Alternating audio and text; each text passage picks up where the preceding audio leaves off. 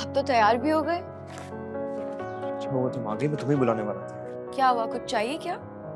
जब हम वहां से निकल रहे थे तुमने मेरी फाइल्स रख ली थी सारी। अब फाइल्स, हाँ आपने जो टेबल पे रखी थी वो तो मैंने उठा ली थी। नहीं नहीं, वो मुबीन साहब वाली जिसपे मुझे काम करना था वो रखी थी। अब बैग चेक किया आपने? वहां नहीं है, और कल मेरी बहुत इंपॉर्टेंट प्रेजेंटेशन है और मीटिंग से पहले मैंने बॉस को हैंडओवर करना है। मुझे लगता है कि फिर मैं वहीं भूल आई हूँ। आप ऐसा करें ना कि आप जाते हुए उठा लें घर से। लेट हो जाऊंगा। ऐसा करते हैं तुम पापा के साथ वहां चली जाओ, मैं वापसी पे तुम्हें पिक कर लूंगा। चलें ठीक है। वैसे भी खाला कह रही थी कि मैं उनसे मिल के नहीं गई, तो उनसे भी मिल लूंगी। जैसे तुम चाहो। अच्छा, मेरी नाश्ते के लिए बुला रही हूँ। अम्मी। जी, मैं नाश्ता लगा रही हूँ, आप आ जाओ।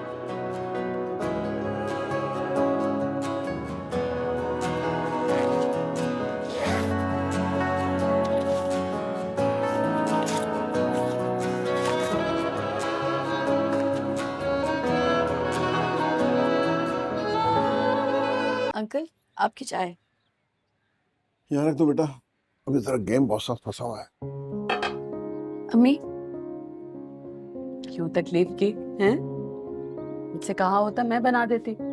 चाय बनाने में कौन सा टाइम लगता है, इसलिए मैंने सोचा कि आपके और अंकल के लिए खुद चाय बनाऊं। वैसे बड़ी ज्यादती वाली बात है बेटा, अगर ये तुम्हारी अम्मी हो सकती हैं तो हम बाबा क्यों नहीं हो सकते?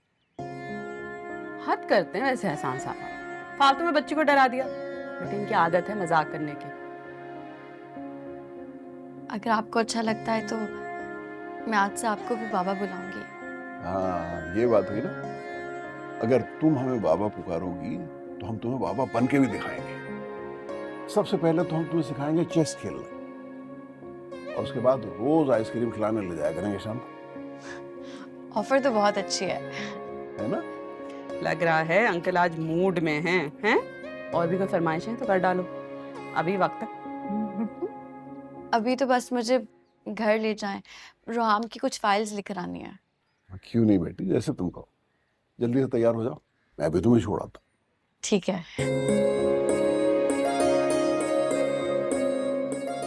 वैसे एहसान साहब, मलिया बेहतरीन इंतखाब है, हमारे घर के लिए भी और हमारे रोहाम के लिए भी। सही कह रही हो, बहुत प्यारी बच्ची है और बड़ी अच्छी तरबियत की तबस्सुम बहन ने। सबसे बड़ी बात यह है कि इस उम्र में इतना बड़ा सदमा सह रही है। आके अच्छा, अल्लाह अच्छा करेगा सब कुछ। आमीन। चलिए, मैं कहाँ था?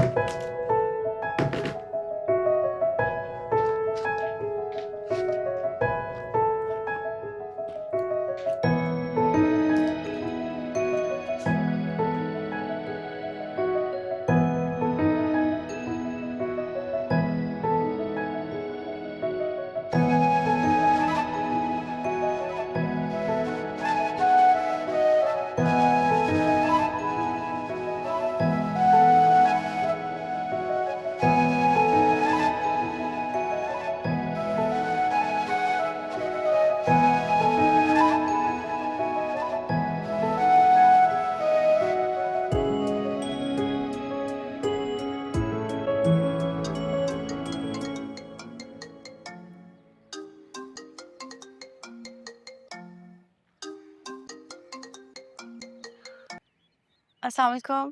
वालेकुम सलाम। तुम घर पहुंच गई? जी अंकल बस अभी छोड़कर गए हैं। आपकी फाइल्स मिल गई हैं। मुझे बताएं कि कुछ और चाहिए तो मैं वो भी रख लूं। नहीं नहीं, मैं अभी वहीं आ रहा हूँ, मैं खुद देख लूंगा। अच्छा, अगर तुम्हें भूख लग रही है तो कुछ ऑर्डर कर दूं तुम्हारे लिए? नहीं, नाश्ता करके आई थे, अभी तो भूख नहीं लगी। रात में साथ में डिनर करेंगे। ठीक है, तो डिनर हम बाहर करेंगे। मैं अम्मी से कह दूंगा कि हम लेट आएंगे। लेट क्यों? ऐसा करते हैं कि सबको साथ ले जाते हैं। नहीं, आज सिर्फ हम दोनों होंगे।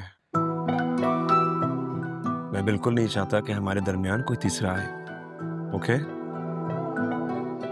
ठीक है, जैसा आप कहें। सी यू। बाय। अल्लाह हाफिज़।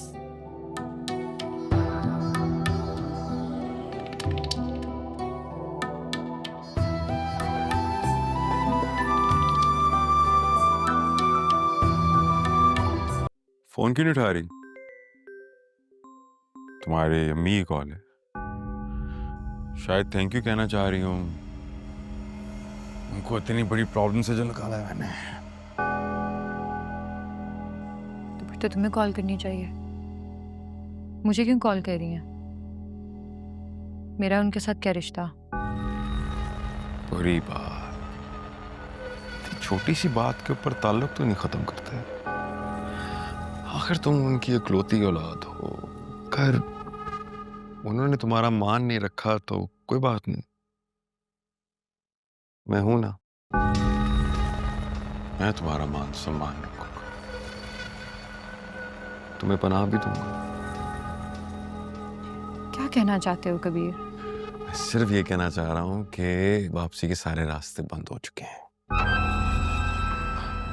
सो प्लीज अब ये जो भी टेंट्रम्स हैं ये अपने पास रखना, मुझे मत दिखाना। मेरी भी एक शर्त है।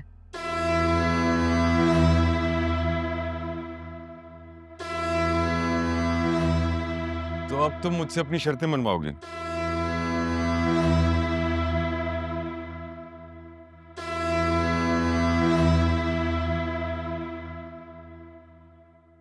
अब तुम पे इतना हक तो होना चाहिए ना मेरा, क्या नहीं है?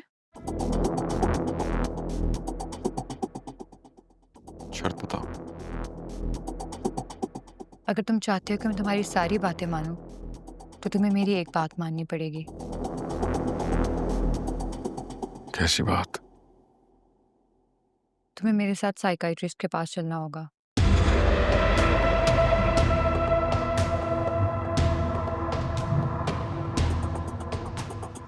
दिमाग ठीक है तुम्हारा? ऐसा क्या अजीब कह दिया मैंने?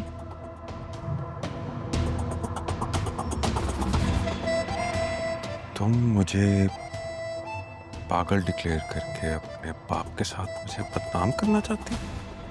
फिर ऐसा नहीं है। अगर ऐसा कुछ नहीं है तो फिर साइकाइट्रिस्ट के पास जाने की क्या जरूरत है? मुझे कोई मेंटल इश्यूज नहीं है। तुम्हें जो चाहिए वैसे ही मांग लो, मैं सब दे दूंगा। बहुत बड़ा दिल है मेरा। मैं बस चाहती हूँ कि तुम मेरे साथ काउंसलिंग पे चलो। मुझे ये लगता है कि हमारे जो भी इश्यूज हैं वो सिर्फ साइकाइट्रिस्ट से सॉल्व कर सकता है। मैंने आज तक अपने सारे इश्यूज खुद सॉल्व किए हैं और आगे भी खुद करूंगा। आई एम सॉरी, लेकिन मैं तुम्हारी ये शर्त नहीं मान सकता। लेकिन कबीर,